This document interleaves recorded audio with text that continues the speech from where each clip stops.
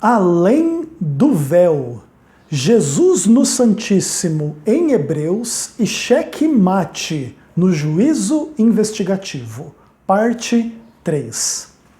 Eu sou Ezequiel Gomes, você está no canal Vem Senhor Jesus e hoje nós continuamos a nossa série de estudos a respeito da doutrina do juízo investigativo, nesse momento desta série tratando mais especificamente das questões do livro de Hebreus em relação à ampla e interessante discussão sobre a doutrina adventista do juízo investigativo, tá bom? No vídeo passado, eu falei um pouco sobre Hebreus capítulo 9, dos versos 1 até o verso 12. E falei como que o adventismo compreende exegeticamente as principais questões em torno desses versículos, que apontam para a questão da relação entre o santuário da terra e o santuário do céu, dentro de questões em que há uma distinção entre as duas coisas e dentro de questões em que há um reflexo de um no outro. Então, o santuário da terra é passageiro, tem o derramamento do sangue de animais, é incapaz para purificar a consciência e etc. O santuário do céu é no céu, o sacrifício feito em função desse santuário celestial é o sacrifício de Cristo e não de animais, e esta obra de Cristo é capaz de purificar a consciência humana de uma forma especial em relação aos ineficazes ou mais fracos resultados da obra realizada no santuário da terra. Então existem essas distinções entre a esfera terrestre e a esfera celestial. Entretanto, como a gente falou, o santuário terrestre foi criado a partir do modelo do santuário celestial, então a divisão entre lugar santo e lugar santíssimo no santuário da terra reflete que existe também esta mesma divisão no santuário do céu, que é o protótipo para a construção do santuário da terra. Então o santuário da terra foi feito dividido entre lugar santo e lugar santíssimo, porque o santuário do céu também tem a mesma divisão, ainda que isso também traga implicações e polêmicas específicas que podem ser melhor trabalhadas no futuro, mas acho que já estão sendo mais ou menos adequadamente trabalhadas no contexto dos vídeos que já fiz a esse respeito, tanto no início da série, quanto nesses últimos vídeos a respeito da carta aos Hebreus. O vídeo passado ficou com 50 e poucos minutos de conteúdo e foi um conteúdo bastante denso em relação a discussões teológicas, linguísticas, contextuais e exegéticas. Nem sempre é muito fácil as pessoas apreciarem a profundidade, o valor e a exatidão desse tipo de argumentação se elas não estão acostumadas com o mundo da exegese bíblica. Seja como for, eu me esforço para tornar as questões o mais didáticas possíveis para o melhor acompanhamento de todos, para que as pessoas não venham a desanimar em relação à série e possam perseverar no seu estudo da Bíblia e possam compreender a doutrina do juízo investigativo. O meu objetivo não é convencer quem não quer ser convencido ou quem, por razões específicas e gerais, já tomou uma decisão contrária às convicções que estão na base do juízo investigativo. Mas estou demonstrando as bases bíblicas com bastante calma, tranquilidade, com relativa profundidade, ainda que em nível introdutório. E aí a gente, consegue começar a perceber assim, uma estrutura bem interessante para a visão adventista a partir do estudo de Hebreus capítulo 9. Eu falei que eu não ia continuar o vídeo em relação ao vídeo anterior, porque a coisa ia ficar muito densa. Então o vídeo estava com 50 minutos, se eu for fazer mais um vídeo aqui de meia hora, um pouco mais, um pouco menos do que isso, seria mais um vídeo de 1h10, 1h20 de conteúdo. São vídeos bastante longos, com muita argumentação bíblica. Inclusive, só uma dica, para refutar o vídeo também tem que argumentar biblicamente, tá bom? Assim como todos os vídeos da série até aqui. Etc, e nem sempre é muito fácil você acompanhar uma exposição exegética mais profunda por 1h30 de conteúdo, de tempo. Então eu decidi parar no meio aí a exposição de Hebreus 9, e agora vou voltar à exposição de Hebreus 9, versos 24 e 25, e falar do capítulo 10, versos 19 e 20. Então o conteúdo desse vídeo vai ser menor, menos denso, mas não menos interessante. Então vamos dar uma olhada aí, Hebreus capítulo 9, versos 24 e 25. Na tradução do João Ferreira de Almeida, revista e atualizada, segunda edição, se diz o seguinte: porque Cristo não entrou em santuário feito por mãos, figura do verdadeiro, porém no mesmo céu para comparecer agora por nós diante de Deus. Nem ainda para se oferecer a si mesmo muitas vezes, como sumo sacerdote cada ano entra no Santo dos Santos com sangue alheio. Então aqui a ideia é que a tradução trata de questões, Cristo no santuário, aparentemente com referência ao lugar santíssimo do santuário e não o santuário de uma forma geral. E alguns entendem que isso depõe contra a fé adventista de Cristo no lugar santíssimo do santuário em 1844. A ideia é que Jesus já está descrito em Hebreus no lugar santíssimo do santuário celestial, sem precisar aguardar 1800 anos para ali se encontrar. Então isso deveria, na cabeça de alguns críticos do adventismo, provar que as convicções adventistas estão equivocadas em torno da questão. E a gente não tem medo de exegese da Bíblia, a gente não tem medo de argumentos bíblicos, e aí vamos avaliar esta questão a partir do Tratado de Teologia Adventista do Sétimo Dia, onde o Ángel Manuel Rodrigues comenta o seguinte a respeito das principais questões do texto e do contexto de Hebreus 9, versos 24 e 25, e ele diz o seguinte: essa passagem, principalmente o verso 24, tem sido interpretada dando a entender que o santuário celestial é o próprio céu. O pensamento expresso é o mesmo encontrado em Hebreus 9, versos 11 e 12. Cristo entrou no santuário celestial, que servia para modelo do santuário terrestre. Por ser o original, o santuário celestial é superior. A primeira parte do verso 24 enuncia uma declaração negativa. Cristo não entrou no santuário feito por mãos humanas. O substantivo santuário é tahágia, sem o artigo definido. O artigo não é necessário porque os modificadores tornam o substantivo definido. Hágia se refere aqui ao santuário como um todo, e sem nenhuma referência a qualquer seção dentro do santuário, seja o lugar santo ou o lugar santíssimo. O santuário feito por mãos é novamente contrastado com o verdadeiro, enfatizando a realidade do santuário celestial.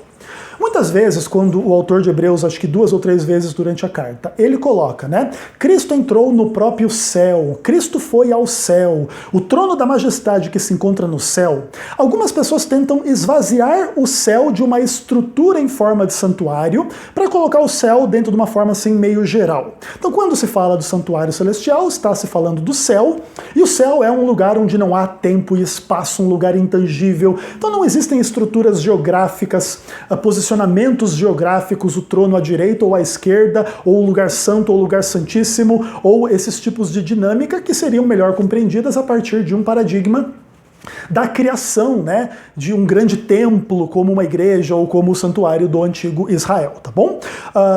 O que o Ángel Manuel Rodrigues está querendo dizer aqui é que a forte ênfase do autor de Hebreus em falar do verdadeiro tabernáculo que está no céu e etc.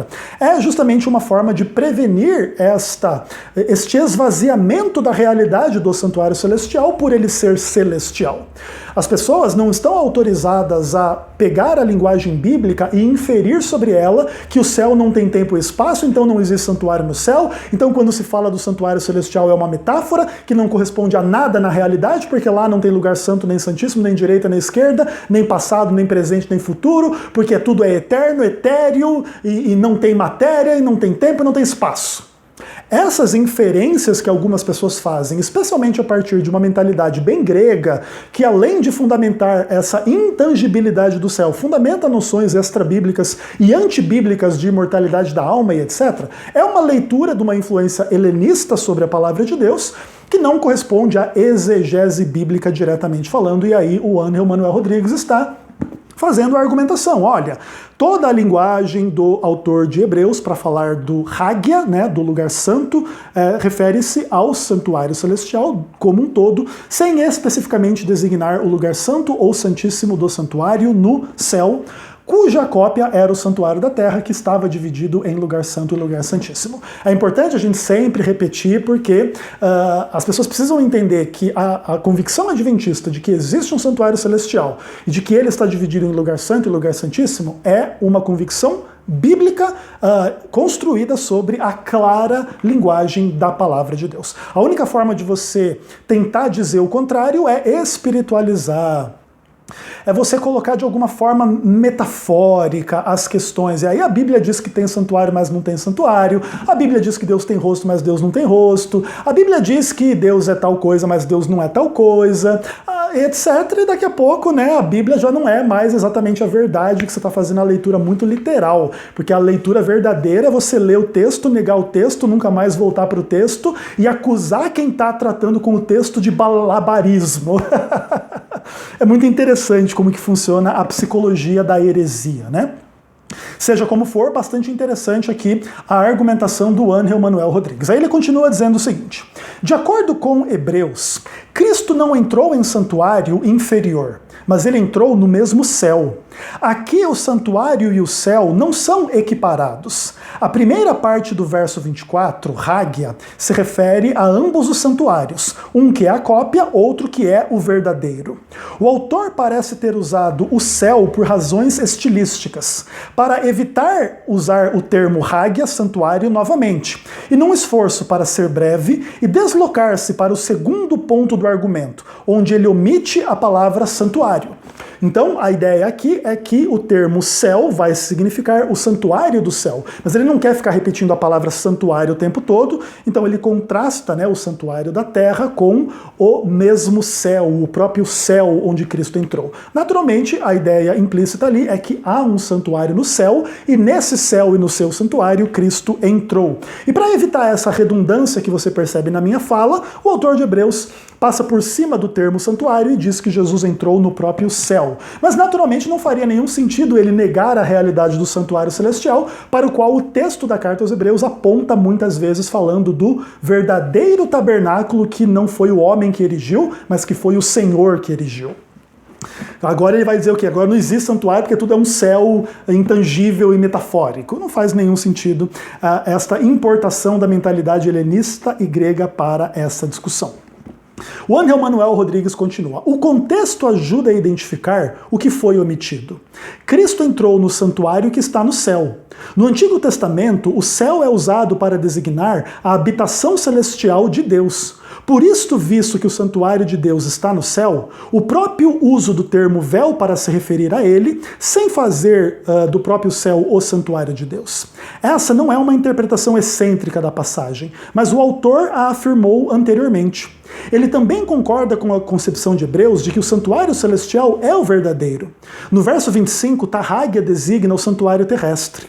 O texto trata do dia da expiação, e alguém pode argumentar que o substitutivo se refere, então, ao lugar santíssimo do santuário celestial. Contudo, naquele dia, o sumo sacerdote oficiava no santuário inteiro, e não somente no lugar santíssimo, em um dos seus compartimentos. Nesse verso, portanto, Hágia deve ser entendido como designação do santuário terrestre em sua totalidade. Se o autor de Hebreus tivesse em mente se referir somente ao lugar santíssimo, teria podido escolher a frase usada em Hebreus 9:3, Hágia Hagion, o santo dos santos. Como ele usa somente a expressão Hágia, o santuário, quer dizer que ele tem em mente o santuário de uma forma geral e não um lugar específico dentro do santuário. Então a ideia aqui não é porque o verso 25 faz referência ao lugar santíssimo do santuário da terra, que o verdadeiro tabernáculo é o lugar santíssimo do santuário celestial, que é aqui descrito pretensamente como o céu. Essa inferência não é a mais correta, uma vez que apesar do texto tratar do que acontecia no dia da expiação, o dia da expiação aconteciam rituais no lugar santíssimo, no lugar santo, no pátio, depois os bodes eram um morto, outro tirado sorte, enviado para fora do arraial, depois aquele que era morto era queimado e as cinzas eram lançadas para fora do arraial. Então, dentro do ritual do dia da expiação, aconteciam coisas fora do santuário, dentro do santuário, no pátio, no lugar santo e no lugar santíssimo. A única diferença em relação aos rituais dos dias comuns é que esses iam até somente o lugar santo e não entravam ao lugar santíssimo.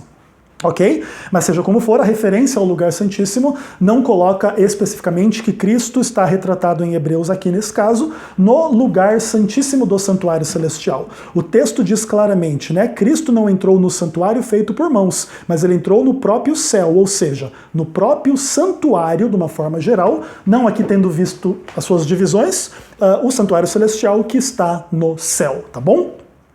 Isso é importante para você entender porque a linguagem do João Ferreira de Almeida pode dar essa impressão de uma visão muito clara de Cristo no lugar santíssimo do santuário celestial, quando esse não é o caso no texto original, tá bom? E por isso, nesse tipo de caso, com implicações, por exemplo, de que a igreja está ensinando heresia em função disso, isso e tal, é necessário fazer uma análise, então, um pouquinho mais profunda desse tipo de ocorrência na palavra de Deus em relação a tais discussões. Eu entendo que nem todo mundo gosta desse tipo de discussão, mas sem esse tipo de discussão a gente nunca vai se aprofundar mais na palavra de Deus, as discussões sempre serão bastante limitadas, bastante infantis, inclusive a carta aos Hebreus se levanta contra isso, né? Vocês querem papinha de neném, mas vocês estão precisando mesmo de um alimento sólido. Então mesmo que você não goste muito da análise linguística contextual exegética, é importante você começar a se acostumar com ela, porque é ela que vai nos ajudar a esclarecer algumas questões mais polêmicas e mais específicas em torno da doutrina do juízo investigativo, ok?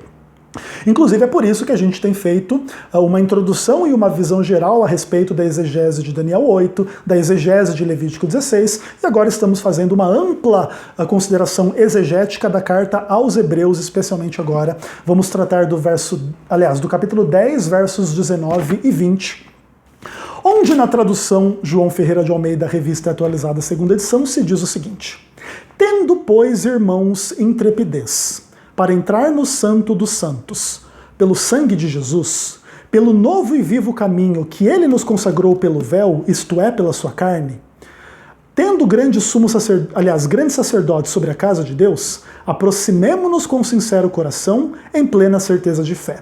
Eu li até a metade do verso 22, mas o que a gente vai discutir mesmo é os versos 19 e 20, onde aqui João Ferreira de Almeida traduz a ideia de que a gente deve ter intrepidez ou coragem para entrar no Santo dos Santos, como quem se refere ao lugar santíssimo do santuário celestial, pelo sangue de Jesus, porque ele preparou esse novo e vivo caminho até o lugar santíssimo do santuário, se a gente considerar essa tradução como a melhor, a correta, a que o autor de Hebreus de fato tem em mente. Entretanto, a gente vai ver mais uma vez que o termo usado aqui é tahagia, não é hagia, hagion, então tendo em vista o santuário por completo e não o lugar santíssimo do santuário celestial de forma específica. Aí o Ángel Manuel Rodrigues diz aqui nas suas considerações: no verso 19, o crente tem confiança e liberdade para entrar no santuário celestial em virtude do sangue de Cristo.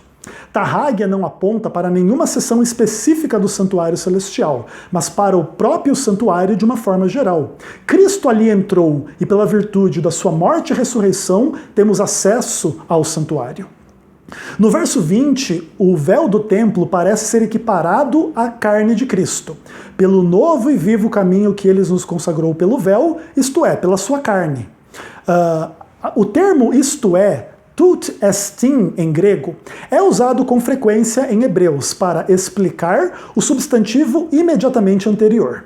Se o sentido for esse aqui, tut estin, ou seja, isto é, torna o véu equivalente à carne de Cristo. Então, nesse caso, o véu seria a carne de Cristo. Eu estaria fazendo referência à carne de Cristo, uma vez que essa expressão comumente é usada na carta aos Hebreus para dizer assim, ó, eu estou falando disso aqui, ó, o santuário tal, o santuário aqui, para se referir àquilo que está imediatamente anterior ao texto, cuja, enfim, presença é isto é, e aí explica o que logo acabou de passar. Bacana.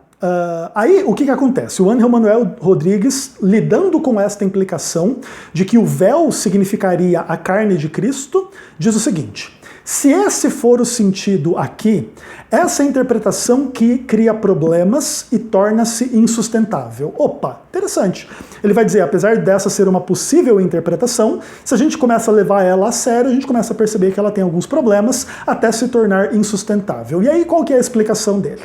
Esta expressão então implicaria que para Jesus entrar no santuário, ele deveria atravessar a sua própria carne simbolizada pelo véu. Então, olha que coisa interessante. Jesus atravessando a sua própria carne e o véu para entrar no santuário. Isso não pode ser aplicado à experiência de Cristo na cruz, porque atravessar o véu é algo que seria realizado no reino celestial. O véu aqui supostamente então está descrevendo a entrada ou no lugar santíssimo do santuário celestial ou na entrada no santuário celestial de uma forma geral. Então não é algo que vai se concretizar na cruz. Além do mais, o termo véu é usado de forma bastante concreta no restante da epístola. Então, quando se fala véu, de fato se fala da referência àquele véu que existia na entrada do santuário ou dividindo o lugar santo do lugar santíssimo. Por que agora véu simbolizaria a carne de Cristo? E aí a ideia é a seguinte, portanto, não há nenhuma prova de que em Hebreus 10, verso 20, o termo véu esteja sendo aplicado de forma metafórica ou simbólica, designando a carne de Cristo. Aí o Ángel Manuel Rodrigues termina o seu argumento dizendo assim: essa locução, isto é, tot estin, também é usada em Hebreus para se referir retroativamente a outro substantivo, que não o imediatamente precedente. Essa ambiguidade permite interpretar isto é como se referindo ao caminho, o outro substantivo dentro do verso, e não a carne de Cristo. Nesse caso, o caminho de acesso a Deus através do véu é a carne de Cristo, isto é, o fato de que ele encarnou e morreu por nós. A locução genitiva pela sua carne seria, portanto, um genitivo de dependência relacionado ao caminho, o caminho da sua carne. Essa interpretação é gramatical e contextualmente válida e concorda com a concepção do santuário celeste em termos concretos e locais, conforme apresentado no restante de Hebreus. Então aqui a tese é que apesar da tradução de fato dar a impressão de que o autor está dizendo que o véu é a carne de Cristo, o que de fato está sendo dito é que o véu simboliza o caminho aberto pela morte de Jesus. Então o fato de Jesus ter morrido por nós abre o caminho através do véu. E esse caminho estando aberto, nós temos também acesso pela fé ao santuário celestial, junto com Cristo pela fé. E aqui não existe nenhuma concepção do lugar santíssimo do santuário celestial, mas o lugar celestial como um todo.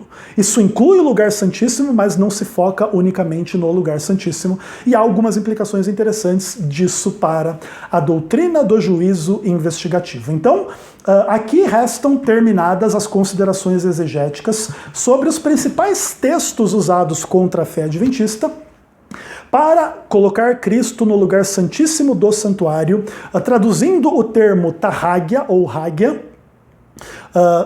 como o lugar santíssimo do santuário celestial.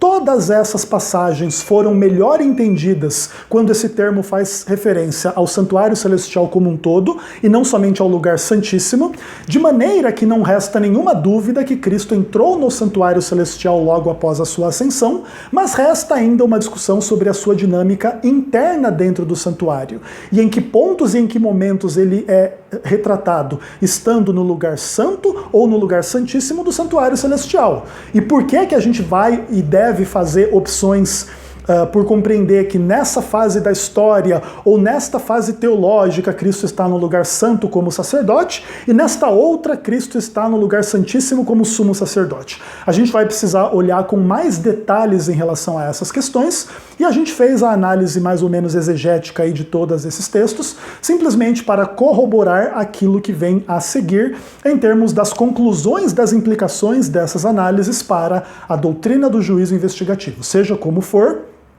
já está ficando bastante claro, que a carta aos Hebreus não coloca em nenhum momento Cristo no lugar santíssimo do santuário celestial, senão no máximo de forma indireta. Então todas as traduções do João Ferreira de Almeida falando do santo dos santos do lugar celestial, do santuário celestial, na verdade, são melhor e mais adequadamente traduzidos e compreendidos como fazendo referência ao santuário por completo e não ao lugar santíssimo. E aí, o que acontece? Eu preciso confessar para vocês que é um pouco complicado explicar tais e tais questões e as suas implicações para pessoas com pouca familiaridade com essa discussão. Eu estou fazendo dentro desta série uma análise que seja suficientemente embasada na Bíblia para dialogar com crentes adventistas e com descrentes no adventismo, sejam eles cristãos ou não cristãos. O que importa para mim no final dessa jornada específica é que os conceitos bíblicos em torno da fé adventista fiquem claros e que se demonstre claramente que a Bíblia, além de não ter nada para falar contra a doutrina do juízo investigativo, ainda nos oferece todas as bases para tal entendimento. A realidade do santuário celestial, a divisão do santuário celestial entre santo e santíssimo, que é a base da criação do santuário da terra com a mesma divisão, e todas as referências específicas da carta aos Hebreus ao santuário celestial como um todo, nunca enfocando somente o lugar santo ou somente o lugar santíssimo, como o lugar da ministração de Cristo ou do trono de Deus, onde Cristo está e intercede, etc. O autor da carta aos Hebreus não coloca as coisas nesses termos, ainda que os críticos tentem usar traduções específicas para assim pregar, na tentativa de esvaziar o adventismo do sétimo dia de sentido e coerência bíblica. Mas aqui com uma análise relativamente tranquila, que é relativamente acessível às pessoas que não falam grego e não têm assim profundos conhecimentos da Bíblia, acho que vocês já estão começando a conseguir entender que a discussão é um pouquinho diferente do que os nossos críticos pintam por aí. E a partir dessas conclusões nós podemos avançar um pouquinho mais dentro do conhecimento da doutrina do juízo investigativo.